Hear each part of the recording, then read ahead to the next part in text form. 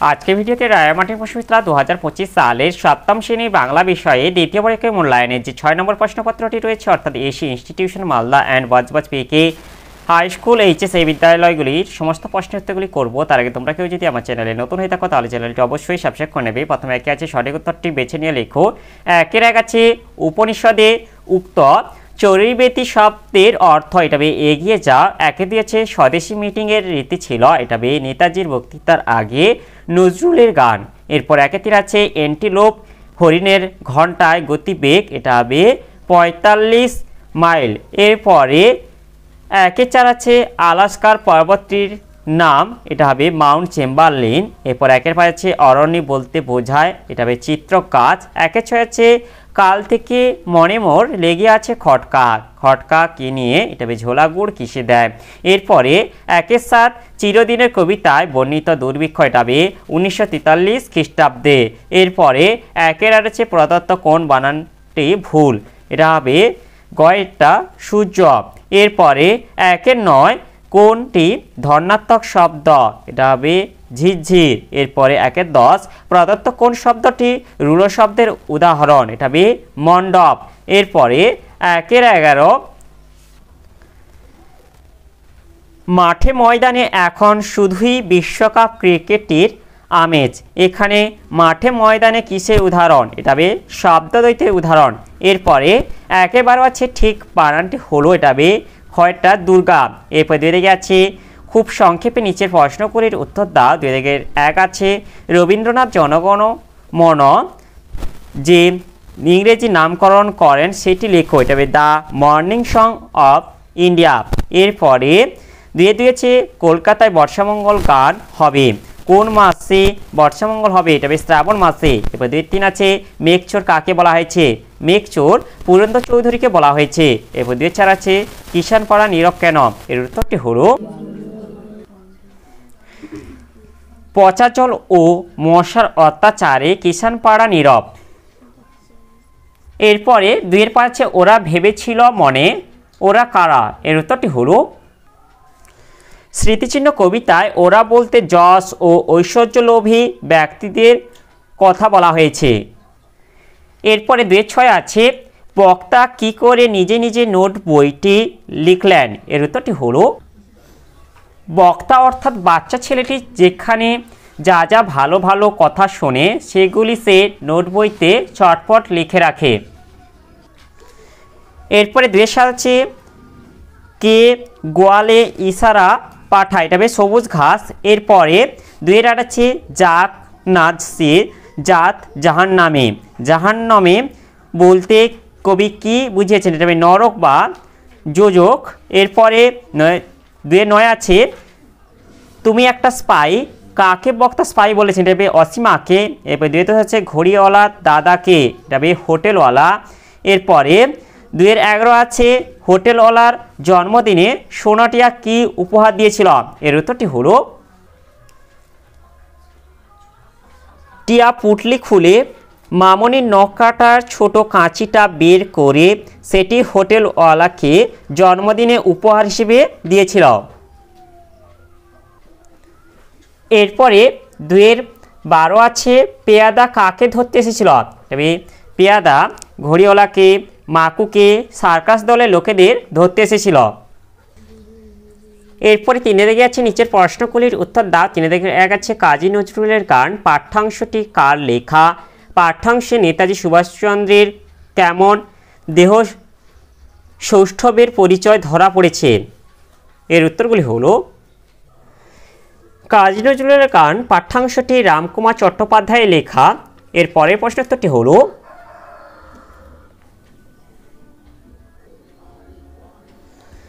প্রখ্যাত সঙ্গীতশিল্পী রামকুমার চট্টোপাধ্যায় কাজী নজরুলের গান রচনায় নেতাজি সুভাষচন্দ্রের দেহ সৌষ্ঠবের পরিচয় দিয়েছেন। তিনি গৌরবর্ণ, উন্নত ললাট ও অতীব সুপুরুষ ছিলেন। এরপরে অথবা আছে এ পথে আমি যে গেছি লেখকের কেন এরকম মনে হয়েছে, এর উত্তরটি হলো কদ্দূর বিজ্ঞানমূলক প্রবন্ধে প্রাবন্ধিক সিপ্তেশ মুখোপাধ্যায় বিভিন্ন প্রাণীর বিচিত্র গমনাগমনে স্বরূপ ব্যাখ্যা করতে গিয়ে বাগান শামুকের গমনের প্রসঙ্গে এসেছেন। বাগান শামুক তাদের প্রসারিত একখানি মাংসল শুরু পা দিয়ে চলে আর চলার সময় পথে রেখে যায় একটা জলীয় পদচিহ্ন। এমন পদচিহ্ন দেখলে কি মনে হতে পারে? কথা প্রসঙ্গে কৌতুকের সুরে তা জানতে গিয়ে তিনি জুৎসই রবীন্দ্রসঙ্গীতের উক্তি এনে বলেছেন, এ পথে আমি যে গেছি।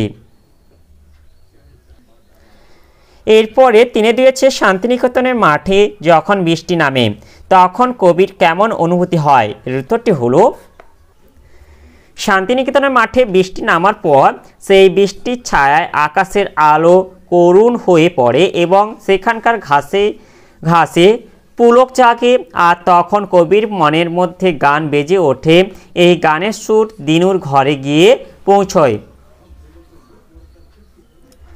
এরপরে অথবাটা আছে, রবীন্দ্রনাথ গানটিকে পরেও নানা উপলক্ষে ব্যবহার করেছেন। 1911 খ্রিস্টাব্দে পরবর্তী সময়ে রবীন্দ্রনাথ কিভাবে এই গানটি ব্যবহার করেন? এর উত্তরটি হলো,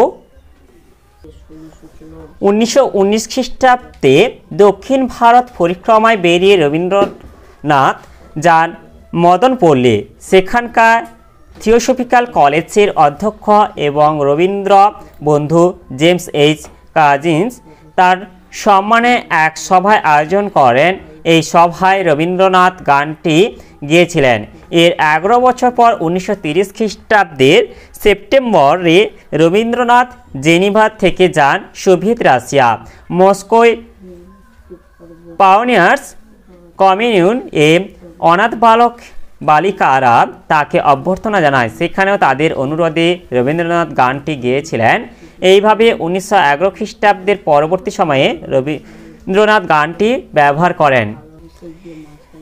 এরপরে তিনি আছে, চিরদিনের কবিতায় গ্রামীণ সন্ধে আর রাতের যে ছবিটি পাওয়া যায় তা লেখো। এর উত্তরটি হলো, চিরদিনের কবিতায় সন্ধ্যাকে স্বাগত জানানো হয় শাঁখের আওয়াজে এবং ঘরে ঘরে দ্বীপ জ্বলে।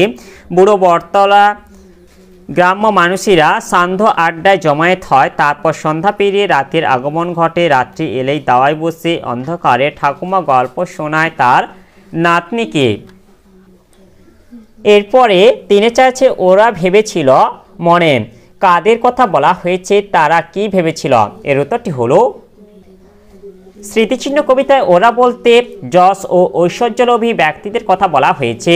তারা ভেবেছিল তাদের তৈরি করা সৌধের দ্বারা মানুষ তাদের চিরকাল স্মরণে রাখবে। এরপরে অথবা এটা হচ্ছে, স্মৃতিচিহ্ন কবিতায় কাদের স্মৃতি লুপ্ত হয়ে যায়? কিভাবে এই লুপ্ত হওয়ার ঘটনাটি ঘটে? এর উত্তরটি হলো,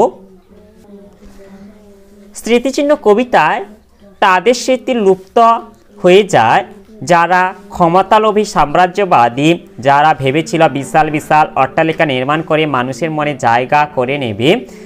ক্ষমতালোভী সাম্রাজ্যবাদী মূঢ় বা বোকার দল বিশাল স্মৃতিসৌধ নির্মাণ করে নিজেদের নাম অক্ষর করে রাখতে চায়, কিন্তু সেই সব স্মৃতিসৌধ কালের নিয়মে একদিন জীর্ণ হয়ে ধ্বংসস্তূপে পরিণত হয়।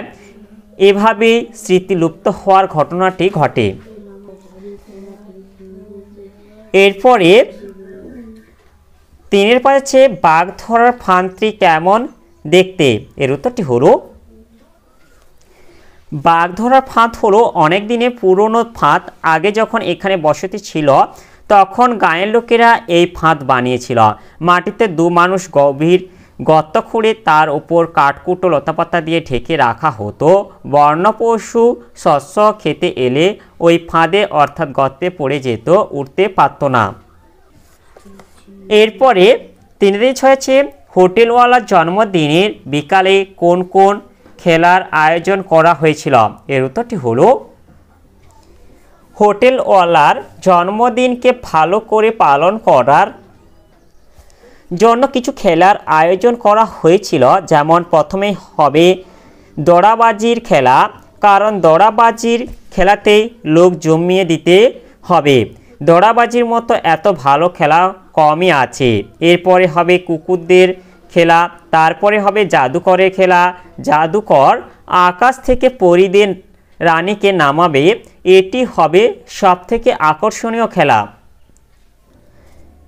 এরপরে অথবা এটা আছে হোটেলওয়ালার জন্মদিনে পরীদের রানীর সাজ পোশাক কেমন হবে। এর উত্তরটি আমরা এখান থেকে বলে দেবো যে হোটেলওয়ালার জন্মদিনে জাদুকর পরীদের রানীকে আকাশ থেকে নামাবে। পরীদের রানীর পোশাক খুব সুন্দর, পোশাকটি ধবধবে সাদা, তার সর্বাঙ্গে ছোট ছোট রূপোলি বুটিক তোলা রয়েছে। পোশাকটির পাশে রূপোলি ডানা জোড়াও রয়েছে।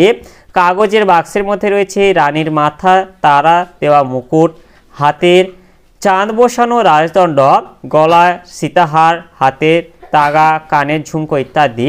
গয়নার সঙ্গে রূপোলি পাড় দেওয়া সাদা রেশমি রুমালও রয়েছে। এমন সব সুন্দর সুন্দর পোশাক ও গয়না হোটেলওয়ালার জন্মদিনে পরীদের রানী সাজবে।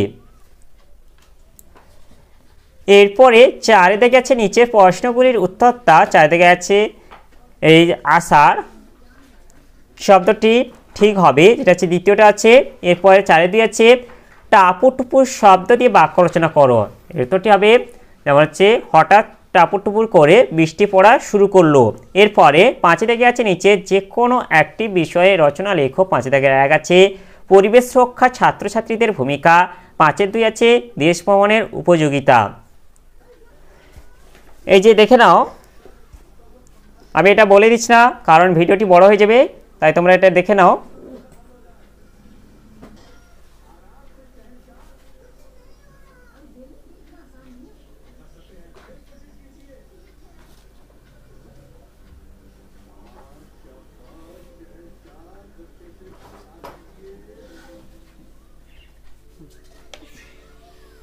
এরপরে এটা আছে দেশ ভ্রমণের উপযোগিতাটা, তোমরা দেখে নাও।